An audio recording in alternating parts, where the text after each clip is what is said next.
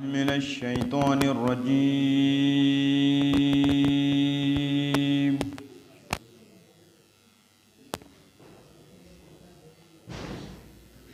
بسم اللہ الرحمن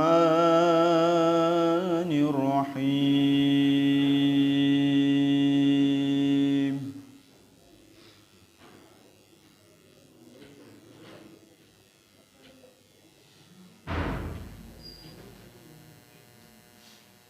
والتین والزیتون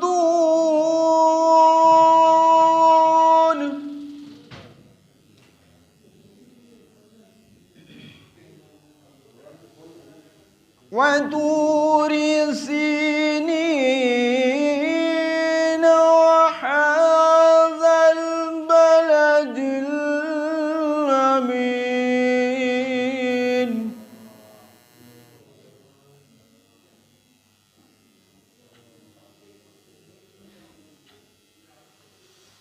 لقد خلقنا الإنسان في أحسن تقويم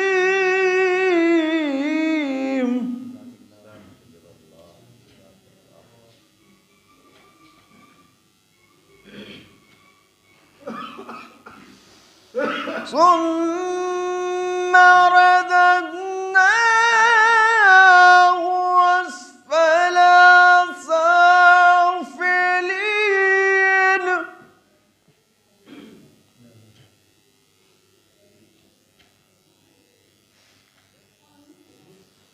إلا الذين آمنوا وعملوا الصالحات فلهم أجر غير ممنون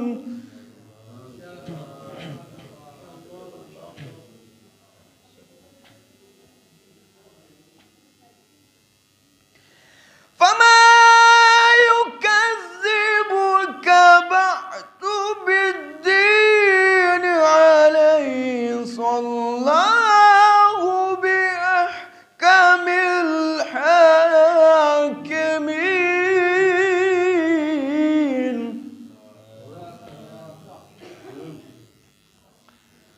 صدق الله العلي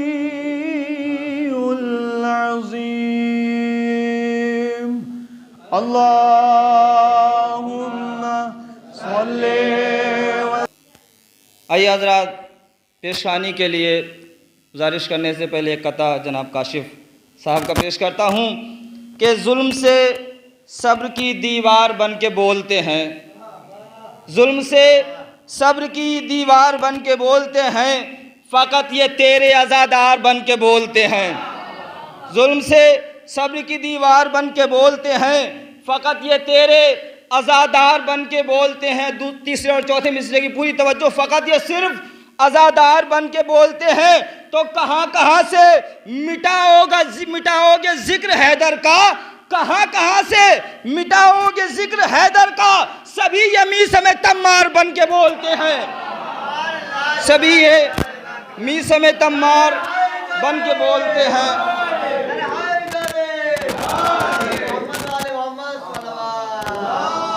آئیے حضرات، گزارش ہے حسن عباس صلی اللہ علیہ وسلم کی بارگاہ میں ایک صلوات بھیجیں محمد و آل محمد پر.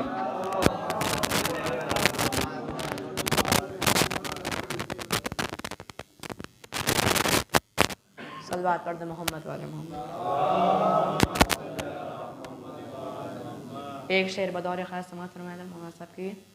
چہرہ اداس جو تھا اسے شاد لکھ دیا، کہ چہرہ اداس جو تھا اسے شاد لکھ دیا، ویرانیوں کا شہر تھا آباد لکھ دیا.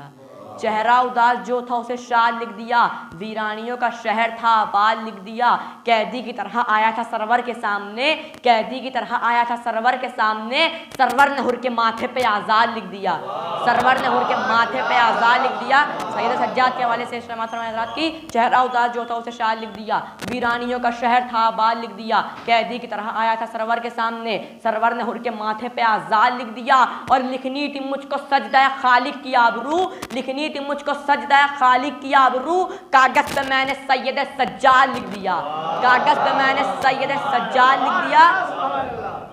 اور آپ حضرات جانتے ہیں کہ راہب شخص جو لاولد تھے، ان کی اولاد نہیں ہو رہی تھی، اور جب وہ شیخ کے پاس گئے تو انہیں 1 نہیں 2 نہیں 3 نہیں 4 نہیں بلکہ ہمارے امام نے ان کو 7 اولادیں عطا کی تھیں۔ تو اسی کے حوالے سے شیخ سماعت فرمایا کہ چہرہ اداس جو تھا اسے شاد لکھ دیا، ویرانیوں کا شہر تھا آباد لکھ دیا، قیدی کی طرح آیا تھا سرور کے سامنے، سرور نے حر کے ماتھے پہ آزاد لکھ دیا، لکھنی تھی مجھ کو سجدہ خالق کی آبرو، کاغذ پہ میں نے سید سجاد لکھ دیا۔ اور راہب کے واسطے جہاں لکھا تھا لاولد، راہب کے واسطے جہاں لکھا تھا لاولد، ارے شہ نے وہیں پہ صاحب اولاد لکھ دیا، شہ نے وہیں پہ صاحب، صلوات پڑھ دے محمد والے محمد۔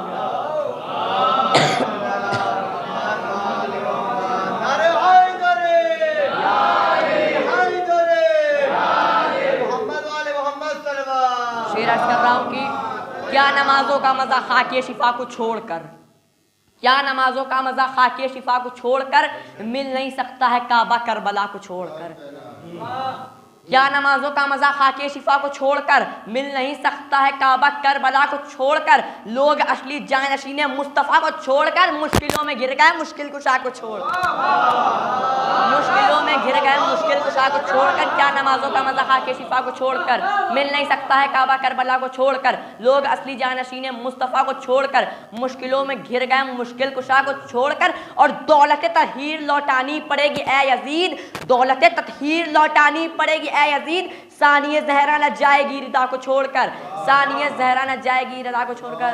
ازدار آپ جانتے ہیں کہ جب بھی مجلس اعزا ہوتی ہے تو فاطمہ زہرا تشریف لاتی ہیں، اس کے حوالے سے شیخ سماعت فرمایا کی کیا نمازوں کا مزہ خاکی شفا کو چھوڑ کر مل نہیں سکتا ہے کعبہ کربلا کو چھوڑ کر، لوگ اصلی جانشین مصطفیٰ کو چھوڑ کر مشکلوں میں گر گئے مشکل کشا کو چھوڑ کر، دولت تطہیر لوٹانی پڑے گی اے یزید، ثانیہ زہرا نہ جائے گی رضا کو چھوڑ کر، جب تلک رخصت نہ ہو ایک ایک عزادار حسین، فاطمہ جاتی نہیں فرش عزا کو چھوڑ کر، فاطمہ جاتی نہیں فرش عزا کو چھوڑ کر۔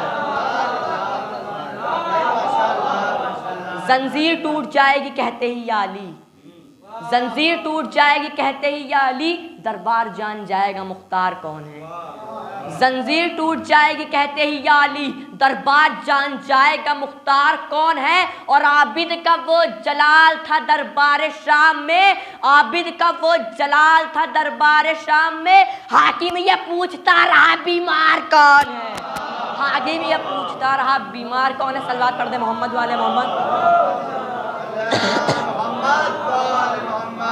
یہ ہے پیغام میرا ماتمی کی ماں کے لیے، بن ملاحظہ کریں حضرات، چوتھی مشرے پہ خاص توجہ، یہ ہے پیغام میرا ماتمی کی ماں کے لیے، نہ روکے پرسے کو اولاد سے خدا کے لیے، یہ ہے پیغام میرا ماتمی کی ماں کے لیے، نہ روکے پرسے کو اولاد سے خدا کے لیے، ذرا نظر تو کرو کربلا کی ماؤں پر جنہوں نے پالی تھی اولاد کربلا کے لیے، جنہوں نے پالی تھی اولاد کربلا کے لیے۔ اے کلمہ گو بتا کے ہوا سادگار کون، چوتھے مشرے پہ خاص توجہ، اے کلمہ گو بتا کے ہوا سادگار کون، گزرا ہے برچیوں میں عبادت گزار کون، اے کلمہ گو بتا کے ہوا سادگار کون، گزرا ہے برچیوں میں عبادت گزار کون، مسجد کے سامنے تجھے ماتم ہے نا گوار، مسجد کے سامنے تجھے ماتم ہے نا گوار، ارے دیتے نصر حسین تو پڑھتا نماز کون، دیتے نصر حسین تو پڑھتا نماز کون۔ صلوات پڑھ دے محمد والے محمد۔ ماشاء اللہ، جزاک اللہ۔ آئیے حضرات، اب بہت ہی ادب و احترام کے ساتھ گزارش گزار ہوں استاد محترم جناب سید اعجاز مہدی صاحب کی بارگاہ میں کہ وہ برسر ممبر آئیں اور اپنی تقریر کے ذریعے مومنین کے غلو کو منور فرمائیں۔ ان کے استقبال کے لیے بآواز بلند نعرہ صلوات۔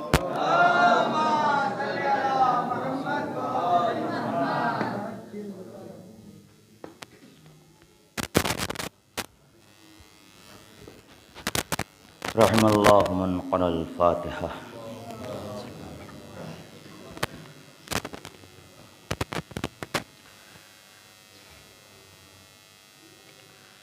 ولا قوة إلا بالله العلي العظيم۔ أعوذ بالله من الشيطان اللعين الرجيم۔ بسم اللہ الرحمن الرحیم الحمد للہ رب العالمین الصلاۃ والسلام علی اشرف الانبیاء والمرسلین خاتم النبیین سید المرسلین سیدنا و مولانا بالقاسم محمد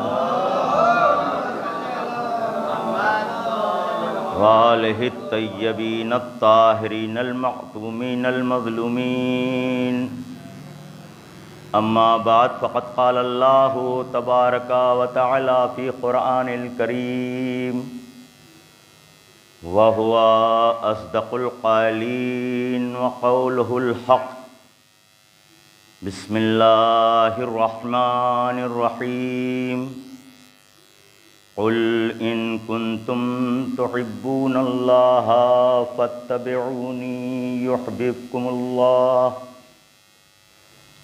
وَيَغْفِرْ لَكُمْ ذُنُوبَكُمْ وَاللَّهُ غَفُورٌ رَحِيمٌ صلوات بھیجئے محمد قبل اس کے آیہ کریمہ کے ذیل میں معروضات پیش کیے جائیں۔ آپ حضرات سے التماس سے ایک مرتبہ سورہ حمد، 3 مرتبہ سورہ اخلاص کی تلاوت فرما کے معراج جہاں بنت قیصر حسین مالک جن و انسان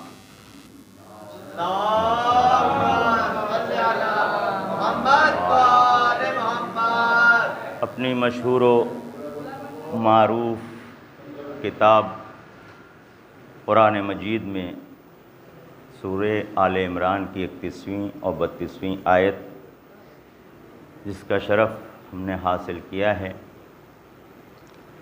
ارشاد ہو رہا ہے: اے حبیب، آپ ان سے کہہ دیجئے جو لوگ اللہ سے محبت کا دعویٰ کرتے ہیں کہ ہم اللہ کے چاہنے والے ہیں، اللہ سے محبت کرتے ہیں، تو ان کا صرف دعویٰ نہ رہے بلکہ ثبوت بھی چاہیے، دلیل بھی چاہیے۔ قل ان کنتم تحبون اللہ فاتبعونی، اور میری محبت کی دلیل یہ ہے، میری محبت کا ثبوت یہ ہے کہ یہ آپ کی اتباع کریں، رسول یہ آپ کی اتباع کریں۔ تو اللہ نے اپنی محبت کو اپنے رسول کی اطاعت میں چھپا رکھا ہے کہ اس وقت تک کی محبت ثابت ہو نہیں سکتی ہے جب تک کہ اطاعت رسول نہ ہو، اور جب تک کہ اطاعت رسول نہ ہو کوئی اللہ سے محبت کا دعویٰ نہیں کر سکتا ہے۔ اور پھر جب اطاعت ہو جائے تو بھی دعویٰ کرنے کی بھی ضرورت نہیں ہے، کہنے کی بھی ضرورت نہیں ہے۔ یحببکم اللہ، اللہ خود بخود ان سے محبت کرنے لگے گا۔ یحببکم اللہ، اگر اطاعت ہے اور صرف اے میرے پیغمبر جو آپ کی اطاعت کر رہے ہیں، جو آپ کی اتباع کر رہے ہیں، صرف اور صرف یہ نہیں کہ میں محبت کرنے لگوں گا یا میری محبت ثابت ہو جائے گی، وَيَغْفِرْ لَكُمْ ذُنُوبَكُمْ، اور تمہارے سارے گناہوں کو بھی معاف کر دوں گا، تمہارے سارے گناہ بھی جو ہے وہ معاف ہو جائیں گے۔ اس محبت کے صدقے میں، اس اطاعت کے صدقے میں تمہارے سارے گناہ جو ہیں وہ معاف ہو جائیں گے۔ واللہ غفور رحیم، پروردگار پھر تاکید کے طور پر استعمال کرتا ہے، پھر اللہ جو ہے، تمہارا پروردگار جو ہے وہ بہت ہی بخشنے والا ہے اور مہربان ہے۔ ایک آیہ کریمہ اس کے بعد اور ہے جو اس بات کا سہارا دیتی ہے کہ اطیعوا اللہ والرسول फ़इन तवल्लो इन्नल्लाह ला युहिब्बुल काफिरीन, अल्लाह की इताअत करो और रसूल की इताअत करो, और जिसने अल्लाह की इताअत से और रसूल की इताअत से मुंह मोड़ लिया तो परवरदिगार ये नहीं कहता है कि हमें इसकी मोहब्बत नहीं पहुंचेगी, हमारी इसकी इताअत नहीं पहुंचेगी। परवरदिगार ये कहता है कि ऐसे काफिर को अल्लाह दोस्त नहीं रखता है। सलवात भेजिए मोहम्मद वाले मोहम्मद पर। एक तीसरी आयत करीमा में इरशाद होता है, मन युतीउल्लाह फ़क़द अता अल्लाह, मन युतीउर रसूल फ़क़द अता अल्लाह, जिसने रसूल की इताअत की उसने अल्लाह की इताअत की। तो आप देखें कि चाहे अल्लाह की मोहब्बत हो तो रसूल की इताअत में छुपी हुई है, और अगर अल्लाह की इताअत भी हो तो रसूल की इताअत में छुपी हुई है। यानी अगर कोई रसूल की इताअत नहीं करता है, रसूल की पैरवी नहीं करता है, रसूल के नक्शे कदम पर नहीं चलता है, रसूल का कहा नहीं मानता है, तो ना अल्लाह की मोहब्बत मिल सकती है ना अल्लाह की इताअत मिल सकती है। सलवात भेजिए मोहम्मद वाले मोहम्मद पर।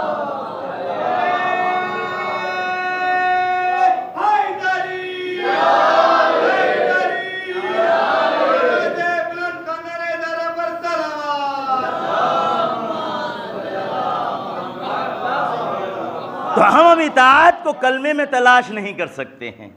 मुसलमान कलमा भी पढ़ते हैं, तो इताअत कलमा पढ़ने का नाम नहीं है, इताअत सजदा करने का नाम नहीं है, इताअत रुकू अंजाम देने का नाम नहीं है, इताअत इबादत कर देने का नाम नहीं है। बस ये सवाल पैदा होता है कि इताअत कैसे की जाएगी और इताअत किसने की है। तवज्जो चाहता हूँ, कैसे की जाएगी, इताअत कैसे साबित होगी, और इताअत करने वाला कौन है, इताअत किसने की है, रसूल की नुसरत किसने की है, रसूल की मदद किसने की है, रसूल की हिफाजत किसने की है, रसूल के नक्शे कदम पर कौन चला है, रसूल के पीछे पीछे कौन चला है, रसूल की बात किसने मानी है, रसूल की बात किसने नहीं मानी है। इताअत उसी वक्त साबित हो सकती है जब ये तमाम सारी चीज़ें जो हैं, ये सारी चीज़ें वाज़ेह हो जाए, तो मालूम ये हुआ कि इताअत का मफहूम जो है वो छोटा मोटा मफहूम नहीं है, बल्कि इताअत इन तमाम चीज़ों में सिमटा हुआ है। तो इताअत का मफहूम जो है इन तमाम चीज़ों में सिमटा हुआ है। हर पहलू पे, हर जगह पे ये देखना पड़ेगा कि किसने मदद की है, किसने नुसरत की है, किसने रसूल की हिफाजत की है, ये देखना पड़ेगा।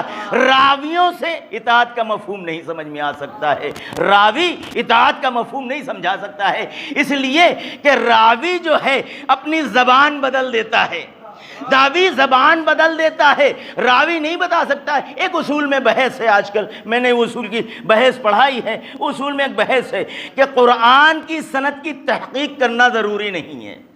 कुरान की सनद कि कोई कुरान अल्लाह का कलाम है, कहाँ से कलाम है, इसका रेफरेंस दे, कोई इसका जो है सबूत दे, कोई इसकी दलील दे, तो फिर कोई भी मुसलमान इस बात में शक नहीं करता है कि यह अल्लाह का कलाम नहीं है। कुरान अल्लाह का कलाम है, उसकी निस्बत अल्लाह की तरफ दी गई है, उसकी निस्बत अल्लाह की तरफ दी गई है, तो कोई ये शक नहीं करता है कि अल्लाह का कलाम नहीं है। फिर ये ज़रूरत दीन है, अगर दीन से कुरान को निकाल दिया जाए तो फिर इस्लाम रह ही कहाँ जाता है। सलवात भेजिए मोहम्मद वाले मोहम्मद पर। अगर ये एतमाद ख़त्म हो जाए, ये ज़ाविया ख़त्म हो जाए, ये यकीन ख़त्म हो जाए कि ये अल्लाह का कलाम नहीं है, तो फिर इस्लाम मिटता हुआ नज़र आएगा, इस्लाम जो है साबित नहीं नज़र आएगा। फिर आप ये कह नहीं कह सकते। लिहाजा कोई भी मुसलमान ये नहीं कह सकता है। लेकिन जहाँ पर ये बहस है कि वहाँ पर सनद की ज़रूरत नहीं है, लेकिन हदीस में सनद की ज़रूरत है, इसलिए कि हदीस में कभी रावी झूठा भी हो सकता है, कभी रावी सच्चा भी हो सकता है, कभी रावी मोतबर भी हो सकता سکتا ہے، کبھی معتبر نہیں ہو سکتا ہے، کبھی اس پہ بھروسہ کیا جا سکتا ہے، کبھی اس پہ بھروسہ نہیں کیا جا سکتا ہے۔ حدیث ضعیف بھی ہو سکتی ہے، حدیث قوی بھی ہو سکتی ہے، متن بدلا بھی جا سکتا ہے، متن کو تغیر بھی دیا جا سکتا ہے، حدیثیں بدلی جا سکتی ہیں، حدیثیں گڑھی جا سکتی ہیں، لہذا صحیح راوی کا پتہ لگانا ضروری ہو سکتا ہے۔ اطاعت کا مفہوم وہی بتا سکتا ہے جو صحیح راوی کا پتہ بتا سکے، تو پھر راوی نہیں بتا سکتا کیونکہ اس کی زبان بدل جاتی ہے۔ مورخ بتا سکتا ہے، نہیں، مورخ کا قلم بدل جاتا ہے۔ کیا کوئی حکیم بتا سکتا ہے؟ کیا کوئی فلسفی بتا سکتا ہے؟ نہیں، اس کی بھی حکمتیں جو ہیں وہ بدلتی ہوئی نظر آتی ہیں۔ کیا بادشاہوں کی لکھی ہوئی اشاروں پر لکھی ہوئی کتاب میں مورخ اطاعت کے مفہوم کو بیان کر سکتا ہے؟ نہیں بیان کر سکتا ہے۔ اطاعت کا مفہوم وہ بتائے گا، اطاعت کا مفہوم جو ہے جس کی قرآن تائید کرے گا، جس کی معصوم تائید کرے گا، جس کا نبی تائید کرے گا۔ صلوات بھیجئے محمد و آل محمد پر۔ انذر عشیرتک الاقربین، اے پیغمبر اپنے خاندان والوں کو جو ہے پیغام دیجئے، اطاعت کا پیغام دیجئے، معرفت کا پیغام دیجئے، اسلام کا پیغام دیجئے، اسلام کے احکام کا پیغام دیجئے، اعلان رسالت کیجئے اپنے خاندان والوں سے۔ اور میں یہاں پر ایک جملہ استعمال کرنا چاہتا ہوں کہ ہمیشہ جو تبلیغ ہوتی ہے، جو ہدایت ہوتی ہے، جو معرفت کے درس ہوتے ہیں، وہ انفرادی نہیں ہوتے ہیں بلکہ اجتماعی ہوتے ہیں۔ قرآن مجید نے بتایا کہ سب سے پہلے اعلان کسے کرو؟ اپنے گھر والوں کو۔ تو گھر والوں میں یہ نہیں کہا گیا ہے کہ اپنے چچا ابو طالب کو جو ہے ایمان کی دعوت دیجیے، یہ نہیں، انفرادی نہیں۔ یہ جملہ یاد رکھیے گا کہ کبھی بھی تبلیغ جو ہے، اعلان رسالت جو ہے، جو کیا جا رہا ہے، وہ انفرادی نہیں ہے، اجتماعی ہے۔ لہٰذا یہ نہیں کہا گیا چچا ابو طالب کو جو ہے وہ ایمان کی دعوت دیجیے، توجہ چاہتا ہوں، چچا ابو طالب کو ایمان کی دعوت دیجیے۔ یہ نہیں کہا گیا ہے ملکۃ العرب زوجہ محترمہ خدیجہ الکبریٰ کو ایمان کی دعوت دیجیے۔ یہ تو ضرور ہے کہ دعوت دیجیے، ہدایت کا کام شروع کیجیے تو گھر سے شروع کیجیے، گھر سے شروع کیجئے، لیکن گھر میں انفرادی حیثیت نہیں ہے۔ چچا ابو طالب سے نہیں کہا گیا، خدیجہ سے نہیں کہا گیا، بلکہ خاندان والوں سے کہا گیا۔ اب میں خاندان والے بتا دوں کہ رسول کے خاندان والے کون ہیں، توجہ چاہتا ہوں۔ رسول کے خاندان والے بنی امیہ کا جو خاندان پورا ہے رسول کا خاندان ہے، بنی عباس کا جو پورا گروہ ہے وہ رسول کا خاندان ہے، جو بنی ہاشم کا خاندان ہے وہ رسول کا خاندان ہے۔ لیکن عزیزوں، کیسی یہ ہدایت ہے، کیسا یہ اسلام ہے، کیسی یہ معرفت ہے کہ اگر آپ دیکھیں بنی امیہ کا ہر فرد جو ہے وہ مسلمان ہو گیا، بنی امیہ کا، بنی عباس کا ہر فرد مسلمان ہو گیا۔ مسلمان ہی نہیں، ہر فرد جو ہے وہ مومن ہو گیا۔ مومن ہی نہیں بلکہ ان میں جو سردار تھے وہ امیر المومنین ہو گئے، اور جو عورتیں تھیں وہ ام المومنین ہو گئی۔ لیکن بنی ہاشم کا جو خاندان تھا، جو آدم سے صحیفے لیتا ہوا چلا آیا، انبیاء کا علم لیتا چلا آیا، کبھی کسی غیر خدا کے سامنے جو ہے وہ سر کو نہ جھکایا، اس کا سردار جو ہے کافر رہ گیا، اس کا بیٹا کل ایمان ہو گیا۔ صلوات بھیجئے محمد و آل محمد۔ خاندان والوں کو جو ہے تبلیغ کی جائے، اپنے خاندان والوں کو آپ پیغام سنائیے اسلام کا۔ تو آپ دیکھیں کہ کن کو پیغام سنایا جا رہا ہے۔ بھئی اسلام کی دعوت کسے دی جا رہی ہے؟ ایمان کی دعوت کسے دی جا رہی ہے؟ معرفت کی دعوت کسے دی جا رہی ہے؟ حق کی دعوت کسے دی جا رہی ہے؟ اسے دی جا رہی ہے جو ایمان نہیں رکھتا ہے، جو خدا پرست نہیں ہے، جو کافر ہے، جو مشرک ہے۔ اسی کے لیے کہا جائے گا کہ ایمان کی دعوت جو ہے اسے دی جائے جو مشرک ہے، جو کافر ہے اور جو توحید پرست ہو، اسے ایمان کی دعوت نہیں دی جاتی ہے۔ تو بس ایک بات سمجھ میں آ گئی کہ اسلام کی دعوت اور ایمان کی دعوت اور معرفت کی دعوت، حق کی دعوت اسی کو دی جا سکتی ہے کہ جو موحد پرست نہیں ہے، جو پہلے سے ایمان نہیں رکھے ہوئے ہیں، اسے ایمان کی ضرورت ہے، اس لیے اس کو جو ہے اسلام کی ضرورت ہے، ایمان کی ضرورت ہے۔ اور دوسرے کہ جو ایمان کی دعوت دے رہا ہے، جو ایمان کی دعوت دے رہا ہے وہ ہے، تو جو ایمان کی دعوت دے رہا ہے وہ پہلے سے صاحب معرفت ہے، وہ پہلے سے صاحب حق ہے، وہ پہلے سے خدا پرست ہے، وہ پہلے سے وہ ہے۔ بس یہ سمجھانا چاہتے ہیں، یہ سمجھانا چاہتے ہیں نبی اکرم، یہ سمجھانا چاہتے ہیں کہ آئے نبی اکرم، کس کے گھر آئے؟ ابو طالب کے گھر آئے، اور آنے کے بعد یہ کہا کہ تبلیغ کے لیے آپ کے گھر کا انتخاب کیا گیا ہے۔ میزبانی کے لیے علی کے سر پر ہاتھ رکھ کے کہا نبی اکرم نے کہ میزبانی کا شرف آپ کو عطا کیا گیا ہے۔ بس میں ایک جملہ کہتا ہوں، میں ایک جملہ کہنا چاہتا ہوں کہ جن کو جو ہے ایمان کی دعوت دی جا رہی ہے وہ اور ہے، اے چچا ابو طالب، آپ کے یہاں ایمان کی دعوت دی جا رہی ہے، آپ اور ہیں۔ صلوات بھیجئے محمد و آل محمد۔ تو اہتمام کس نے کیا؟ جناب طالب۔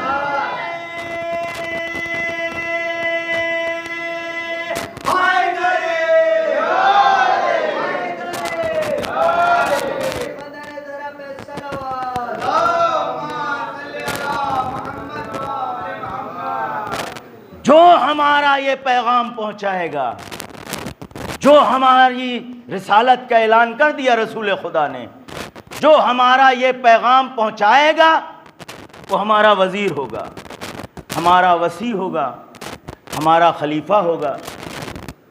مجمع سے علی اٹھے اور اٹھنے کے بعد کہا اشہد ان لا الہ الا اللہ محمد الرسول اللہ، میں گواہی دیتا ہوں کہ اللہ ایک ہے، یکتا ہے، وحدہ لا شریک لہ، اس کا کوئی شریک نہیں ہے، محمد الرسول اللہ، آپ اللہ کے رسول ہیں۔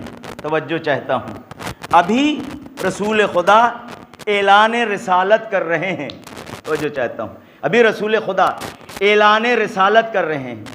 علی کیا کہہ رہے ہیں؟ ایک جملہ جو تاریخ نے لکھا ہے اس پہ توجہ چاہتا ہوں۔ علی نے کیا کہا؟ اشہد ان لا الہ الا اللہ محمد الرسول اللہ، میں گواہی دیتا ہوں اللہ ایک ہے اور آپ اللہ کے رسول ہیں۔ کسی مجمع کو یہ نہیں معلوم ہے کہ یہ رسول خدا ہیں، کسی مجمع کو یہ نہیں معلوم ہے کہ اللہ جو ہے یکتا ہے، کیونکہ سارا مجمع بت پرست ہے، سارا مجمع جو ہے بے ایمان ہے، کسی کے پاس ایمان نہیں ہے۔ علی ایک ایسے ہیں جو اشہد ان لا الہ الا اللہ پہ ایک جملہ کہا، میں آپ کے رسالت کا چشمدید گواہ ہوں۔ معلوم یہ ہوا کہ علی اس سے پہلے کہ نبوت کا تاج پہنایا جائے، ہم زمین پر نہیں آسمان پر آپ کو جو ہے تاج رسالت پہنتے ہوئے، تاج رسالت کی زینت میں آپ کو دیکھ رہے ہیں۔ معلوم یہ ہوا کہ علی وہ ہیں کہ جنہوں نے تاج رسالت کو نبوت کے اعلان سے پہلے دیکھا ہے، اسی لیے کہہ رہے ہیں میں آپ کا چشمدید گواہ ہوں۔ آپ اعلان رسالت کیجئے، تصدیق میں کروں گا، ہجرت آپ کیجئے، بستر میں سوؤں گا، احکام آپ بیان کیجئے، نافذ میں کروں گا، رسالت آپ کی ہوگی، ولایت ہماری ہوگی، حکم آپ کا ہوگا، حکومت ہماری ہوگی۔ صلوات بھیجئے محمد و آل محمد۔ میں آپ کا چشمدید گواہ ہوں۔ آپ کو اللہ نے رسالت پر جو ہے وہ مبعوث کیا۔ ایک مورخ گیبن یورپ کا مورخ ہے، وہ کہتا ہے کہ جس وقت رسالت مآب اللہ کے رسول نے یہ اعلان کیا، رسالت کا اعلان کیا، اس وقت کی کیفیت کو، منظر کو جو ہے وہ پیش کر رہا ہے۔ ایک مورخ ہے، بہترین مورخ، جو اس وقت کی کیفیت کو پیش کر رہا ہے۔ وہ کہتا ہے کہ اس وقت سارے کفار میں سکوت مرگ طاری تھا۔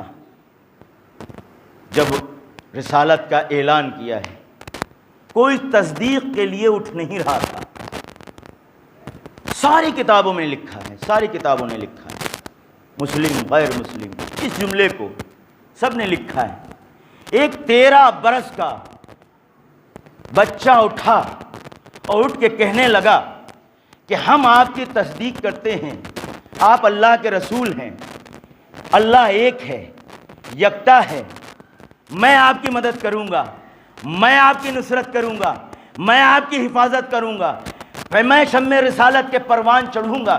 تو کہتا ہے کہ ابن خلدون نے، تاریخ طبری نے، علامہ مودودی نے، ابن ماجہ نے، صحیح بخاری نے، صحیح مسلم نے، سب نے یہ لکھا کہ 13 برس کا ایک شخص اٹھا، لیکن اس نے جو ہے رسالت کی گواہی دی، اس نے جو ہے وہ توحید کی گواہی دی۔ تو عزیزوں، میں ایک بات کہنا چاہتا ہوں کہ جو آیت عشیرت کا اقربین نازل ہونے کے بعد رسول کی اطاعت کا دعویٰ کرے وہ اور ہے، اور جو آیت نازل ہونے سے پہلے رسول کی تصدیق کر دے شریعت میں اسے معصوم کہتے ہیں۔ صلوات بھیجئے محمد و آل محمد پر۔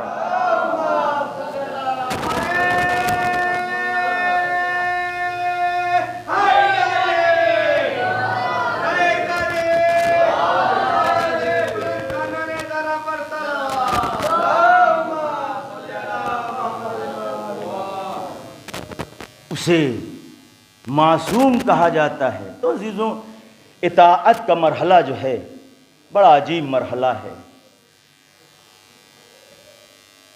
امام، اور فخر ہے ہمیں کہ ہمارا امام جو ہے مولا کائنات علی ابن ابی طالب ہیں۔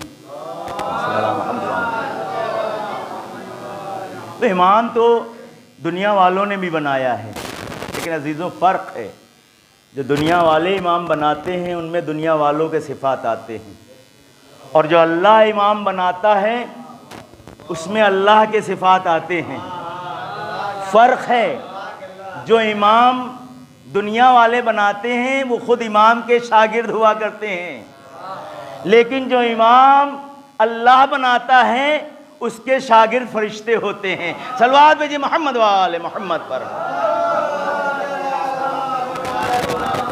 جب اعلان کیا رسول خدا نے علی کی امامت کا، خلافت کا، تو ابو جہل جب ختم ہو گیا واقعہ ذوالشیرہ، سب نے کھانا کھا لیا، تو ابو جہل آئے اور آنے کے بعد کان میں رسول خدا سے کہتے ہیں، ابھی تک کی تو اپنے بھتیجے کی اطاعت کر رہے تھے، ان کے پیچھے پیچھے چل رہے تھے، ان کی اطاعت کر رہے تھے، اب تو تم کو اپنے بیٹے کی بھی اطاعت کرنا پڑے گی۔ واقعہ ذوالشیرہ کے بعد ابو جہل تھا،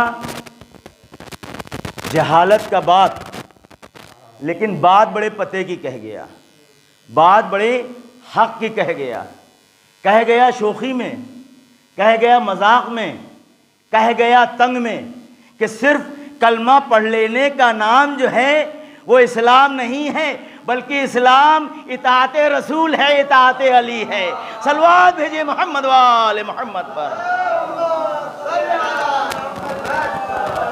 اطاعت رسول وہ ہے جو ابو طالب جیسا جلیل القدر باپ، جس نے پرورش کی ہے نبی کی، جس نے پالا ہے، وہ اطاعت کرتا ہے۔ اطاعت اتنی گراں قدر چیز ہے، وہ اطاعت کرتا ہے۔ بنت اسد جیسی ماں وہ اطاعت کرتی ہے اپنے بیٹے کی۔ تاریخ میں لکھا ہوا ہے یہ واقعہ، بات آ گئی تو عرض کرتا چلوں کہ فاطمہ بنت اسد کون ہیں؟ فاطمہ بنت اسد مولا کائنات کی ماں ہیں۔ کون ہیں جن کو رسول خدا اپنی ماں کہتے ہیں، جن کو رسول خدا نے اپنا کرتا دیا کفن کے طور پر، اور قبر اپنے ہاتھوں سے کھودی رسول خدا نے، پھر اس میں آپ تشریف فرما ہوئے، وہ ہیں جناب بنت اسد۔ یہ معصوم کا قول ہے کہ معصوم نے فرمایا کہ جب فرشتے آئے جناب بنت اسد کی قبر میں اور پوچھا تمہارا اللہ کون ہے، تو فرمایا میرا خدا اللہ ہے جو وحدہ لا شریک ہے۔ کہا تمہارا نبی کون ہے؟ کہا ہمارا نبی ہمارا بیٹا محمد ہے۔ اور پھر جب سوال ہوا کہ تمہارا امام کون ہے، تو روایتیں کہتی ہیں، معصوم کے فقرے ہیں، کہ بنت اسد جو ہیں وہ خاموش ہو گئیں۔ دوبارہ پھر سوال ہوا کہ تمہارا امام کون ہے؟ بنت اسد خاموش ہو گئیں۔ دوبارہ پھر سوال ہوا فرشتوں نے تمہارا امام کون ہے؟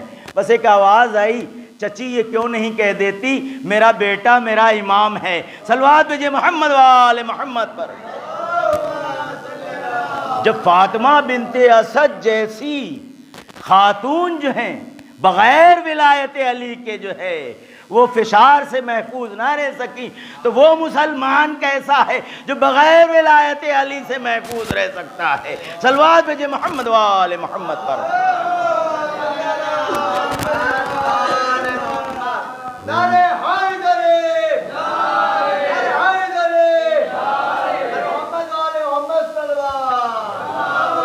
بات ایک آ گئی تو ایک بات اور سے عرض کرتا چلوں، پھر ربط مصائب عزیزوں، گرمی بھی زیادہ ہو رہی ہے، ایک بات اور آ گئی، فکر کا آپ اندازہ لگائیے۔ بات آ گئی کہ امام تو اللہ نے بھی بنایا ہے اور امام دنیا والوں نے بھی بنائے ہیں۔ دنیا والوں کے امام میں اور اللہ والے کے اماموں میں فرق ہے۔ اب آپ دیکھ لیے پورا اسلام آپ کے سامنے ہے، پورے احکام آپ کے سامنے ہیں کہ جو جن کو دنیا والوں نے امام بنایا ان سے احکام و مسائل کیسے ملے ہیں، اور جن کو اللہ نے امام بنایا ہے ان سے عقائد اور مسائل کیسے ملے ہیں۔ توجہ چاہتا ہوں کہ ایک شخص جو ہے ابن عباس کے پاس آیا، آنے کے بعد ابن عباس سے کہتا ہے، ابن عباس سے چند سوال کیے۔ ابن عباس کون ہے؟ صحابی رسول ہیں۔ ابن عباس کون ہے؟ صحابی رسول ہیں، اہل سنت جنہیں بہترین راوی تسلیم کرتے ہیں، بہت سی حدیثیں نقل کی ہیں ابن عباس سے۔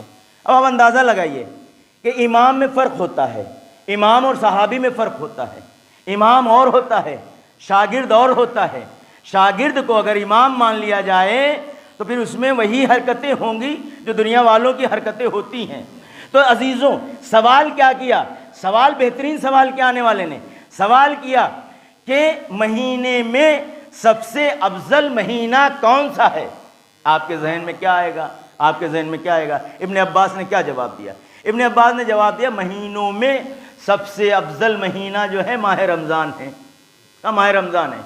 کہا اچھا کیوں ماہ رمضان ہے؟ کہا ماہ رمضان وہ مہینہ ہے کہ جو 1000 راتوں سے افضل ہے، جس کی راتیں 1000 راتوں سے افضل ہیں، جس میں قرآن مجید جو ہے نازل ہوا ہے۔ پھر اس نے سوال کیا کہ دن میں کون سا دن جو ہے سب سے زیادہ بہتر اور افضل ہے؟ میں فکر بتا رہا ہوں کہ اگر صحابی جو ہے اس سے اگر سوال کیے جائیں تو فکر کیا ہوگی اور امام کی فکر کیا ہوگی؟ یہ تو مثالیں ہیں۔ سوال کیا کہ بہترین دن کون سا ہے، تو ابن عباس نے جواب دیا جمعے کا دن سب سے بہترین دن ہے۔ پھر سوال کرنے والے نے سوال کیا کہ سب سے بہترین عمل کون سا عمل ہے، تو ابن عباس نے جواب دیا سب سے بہترین عمل جو ہے وہ ہے نماز، اور نماز کو اول وقت پر پڑھنا یہ سب سے بہترین عمل ہے۔ بس عزیزوں ایک صلوات بھیجئے محمد وآل محمد پر۔ ابن عباس نے جواب دیا۔ اب جب آئے امام کی خدمت میں آئے، مولا کائنات کی خدمت میں ابن عباس آئے، تو مولا کائنات نے کہا کہ ابن عباس، مولا نے خبر دی۔ ابن عباس سے سوال ہوئے، ابن عباس نے کچھ نہیں کہا لیکن مولا نے خبر دے دی۔ کہا ابن عباس ایک شخص آیا۔ کہاں آیا تھا؟ آپ اللہ کے وصی ہیں، نبی کے وصی ہیں، آپ وزیر ہیں، آپ خلیفہ ہیں، آپ سے زیادہ کون جانتا ہے؟ کہا کہ ایک شخص آیا تھا، اس نے تم سے 3 جو ہے چیزیں پوچھی، 3 عمل پوچھے۔ کہا کہ ہاں۔ ابن عباس نے کہا ہاں ہم سے 3 چیزیں پوچھیں انہوں نے، تو کہا کہ تم نے جواب دیا؟ کہا ہاں۔ بس ایک مرتبہ ابن عباس کہتے کہ ہم نے غلط کہا، اے میرے امام، اے میرے مولا، اے میرے آقا، کیا میں نے غلط کہا؟ کہا نہیں تم نے صحیح کہا، لیکن اگر ہم سے کوئی یہ پوچھتا کہ دنوں کے مہینوں میں سب سے افضل کون سا مہینہ ہے تو میں ماہ رمضان نہیں کہتا۔ ہم سے اگر کوئی یہ کہتا کہ دنوں میں بہترین دن کون سا ہے تو میں جمعے کا دن نہیں کہتا. ہم سے اگر کوئی کہتا کہ عمل میں سب سے بہترین عمل کون ہے تو میں نماز کو اول وقت جو ہے نہیں بتاتا. بس ایک مرتبہ ابن عباس جو ہیں وہ حسرت میں ڈوب گئے کہ مولا پھر آپ کیا بتاتے؟ اگر آپ یہ نہیں بتاتے کیا میں نے غلط کہا؟ کہا نہیں تم نے صحیح کہا، لیکن زاویے کا فرق ہوتا ہے. صحابی صحابی ہوتا ہے، امام امام ہوتا ہے. امام کی فکر اور ہوتی ہے، صحابی کی فکر اور ہوتی ہے.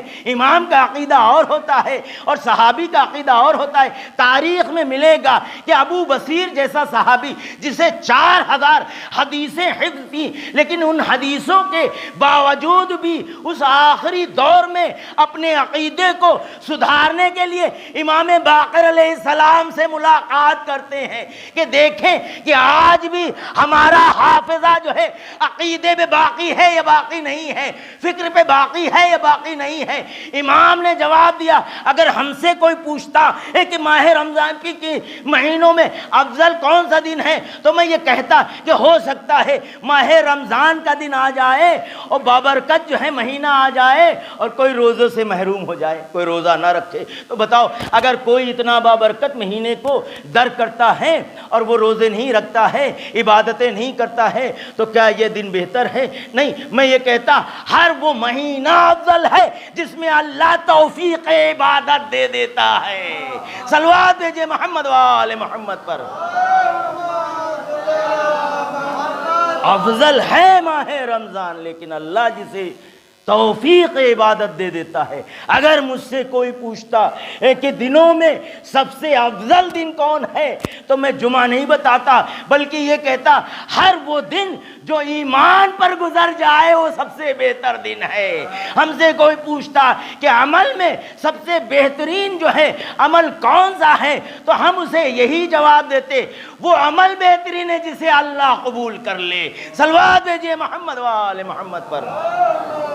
امام کی فکر الگ ہوتی ہے، صحابی کی فکر الگ ہوتی ہے. عزیزوں، یہی خلا ہے اسلام میں کہ جس کو مسلمانوں نے نہیں سمجھا.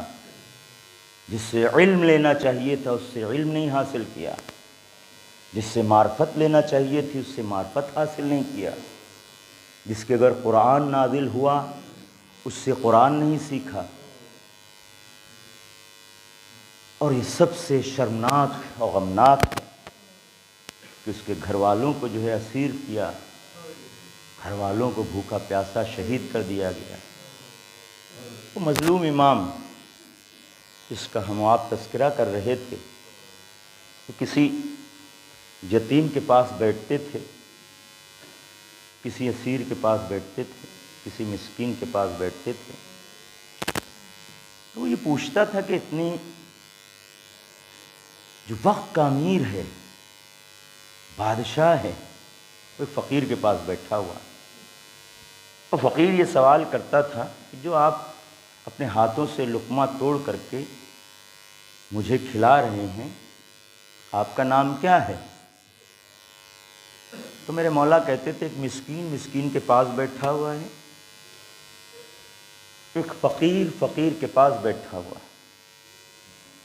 زمانے کا امیر جو مسکین کا خیال کر رہا ہے، جو فقیر کا خیال کر رہا ہے، جو یہ خیال کر رہا ہے کوئی یتیم بھوکا نہ رہے، جو یہ خیال کر رہا ہے کوئی اسیر بھوکا نہ رہے. اس کی پوتی 5 برس کی، اس کو اسیر کیا جائے، کرتا جلایا جائے، تماشے مارے جائیں، گوشوارے چھینے جائیں. روتی بلکتی جس کے اوپر باپ کا سایہ بھی نہیں ہے، یتیم بچی، اس کو کوئی دلاسا دینے والا نہیں ہے، تڑپ رہی ہے، سسکیاں لے رہی ہے. زندان شام میں اسے ڈال دیا جائے، ہاتھوں میں رسیاں باندھ کر کے، بے کجاوا اونٹوں پر سوار کر کے اسے بازار شام میں پھرایا جائے، اور ایسے تنگ اور تاریخ زندان میں ڈال دیا جائے جہاں رات کی اوس گرتی ہے، دن کی دھوپ، جہاں رات کا پتہ نہ دن کا پتہ. جو بچی یہ کہتی ہوئی نظر آتی ہے، اے پھوپھی اماں میرے بابا کب آئیں گے مجھے لینے؟ یہ طائر تو چلے جاتے ہیں اپنے وطن کو، اپنے گھونسلوں کو. یہ کہاں جاتے ہیں؟ اپنے گھونسلوں کو جاتے ہیں، اپنے آشیانوں کو جاتے ہیں. میرے بابا کب لینے آئیں گے؟ ہمیں کب وطن نصیب ہوگا؟ بچی جو زندان شام میں یہ فریاد کر رہی ہے. ایک عبداللہ نامی شخص، ایک روایت ہے، عبداللہ نامی شخص گزرتا ہے وہاں سے، بچوں کی ناتواں لاغر سسکیوں کو سنتا ہے. وہ سمجھ جاتا ہے کہ کچھ یتیم بچے ہیں، بے سہارا بچے ہیں، بھوکے پیاسے بچے ہیں. یزید کا زندان جو تھا وہ سڑک کے کنارے گزرتا ہے، آواز آ رہی ہے یتیم بچوں کی رونے کی آواز، سسکیاں آ رہی ہے.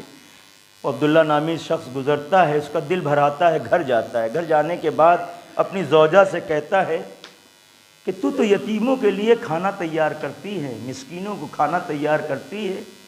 حسین کی نظر کراتی ہے شب جمعہ، حسین کی نظر کراتی ہے. کس لیے کراتی؟ یتیم بچوں کو دینے کے لیے، اسیر کو دینے کے لیے، بے سہارا کو دینے کے لیے حسین کی نظر کا کھانا تیار کرتی ہے. کچھ کھانا تیار کر لینا. میں آج گزر رہا تھا زندان شام سے، میں نے کچھ بچوں کے رونے کی آواز سنی، مجھے لگتا ہے بے سہارا بچے ہیں. یزید نے قید خانے میں جو ہے قید کر رکھا ہے، کے اوپر ان کے باپ کا سایہ نہیں ہے. تو نظر حسین جو ہے تیار کرتی ہے، تھوڑا کھانا زیادہ تیار کر لینا.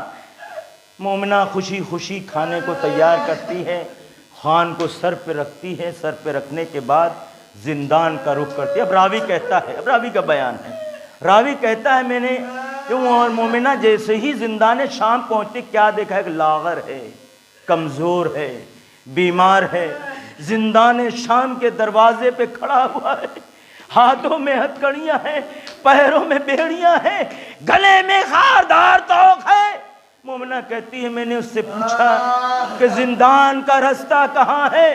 تو عزیزو روایتیں کہتی ہیں کہ زبان سے تو کچھ نہ بولا، گردن ہلا دی.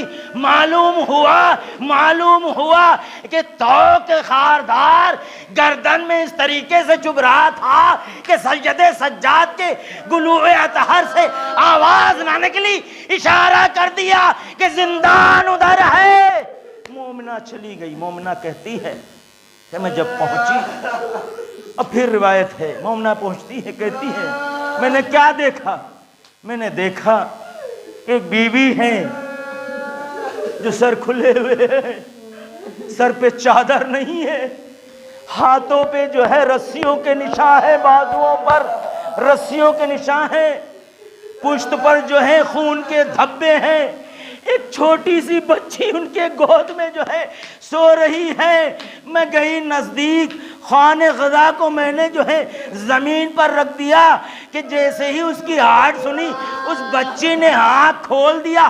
آنکھ کھولنے کے بعد ایک مرتبہ اس دشت کی طرف دیکھا، دوسری نگاہ سے زینب کو دیکھا. بس ایک مرتبہ مومنہ کہتی ہے میں نے اس بچی کو جو ہے گود میں لیا، مجھے پیار آ گیا. میں نے پوچھا تیرا نام کیا ہے؟ تو کہاں کے رہنے والی ہے؟ ارے کس جرم میں تجھے جو ہے یہ سزا ملی ہے؟ تجھے قید کر دیا گیا ہے. اس بچی پہ پیار آ گیا. بس کہتی ہے، وہ بچی کہتی ہے کہ یہ اپنا کھانا لے جا، میں صدقے کا کھانا نہیں کھاتی. بس مومنہ کا دل جو ہے وہ تڑپ گیا. ارے میری بچی یہ صدقے کا کھانا نہیں ہے، یہ تو نظر حسین کا کھانا ہے. میں ان کی سلامتی کے لیے شب جمعہ یہ کھانا تیار کرتی ہوں. بس ایک مرتبہ زینب نے کہا ارے حسین سے تیرا کیا تعلق ہے؟ حسین کی سلامتی کا کھانا تو کیوں تیار کرتی ہے؟ بس وہ کہتی ہے میں چھوٹی سی تھی، میں بیمار ہوئی، اطباء نے علاج نہ کیا، کسی حکیم سے علاج نہ ہو سکا. میرے بابا جو ہے رسول خدا کے پاس گئے، کہا کہ میری بچی بیمار ہے، اس کو شفا دے دیجئے. بس نبی اکرم نے ایک مرتبہ پردے کی طرف دیکھا، ایک چھوٹا سا بچہ نکلا. اس چھوٹے سے بچے نے جو ہے سر پہ ہاتھ رکھا، وہ دن تھا، آج کا دن میں مریض نہ ہوئی، میں بیمار نہ ہوئی۔ ارے حسین جس کے سر پر دست شفقت رکھ دے، اس کی سلامتی کی غذا میں آج تک تیار کر رہی ہوں۔ ارے زینب کا دل بھر آیا، رونے لگی زینب۔ اب سلامتی کی دعا نہ کرنا، وہ سامنے حسین کا تشت رکھا ہوا ہے، یہ جو گود میں بیٹھی ہوئی ہے یہ حسین کی بچی سکینہ ہے، میں زینب ہوں۔ میرا بڑا گھر لٹ گیا، مجھے مارا گیا، مجھے اسیر کیا گیا، میرے گھر والوں کو قتل کر دیا گیا، شام کے بازار میں کچا کچا پھرایا گیا، میری بچی جو بیٹھی ہوئی ہے، گالوں پہ جو تماچوں کے نشان ہیں، کانوں سے جو ہے گوہر چھینے گئے، مجھے بے مقنا کر دیا گیا، حسین مارا گیا، بچے یتیم ہو گئے۔ انا للہ و انا الیہ۔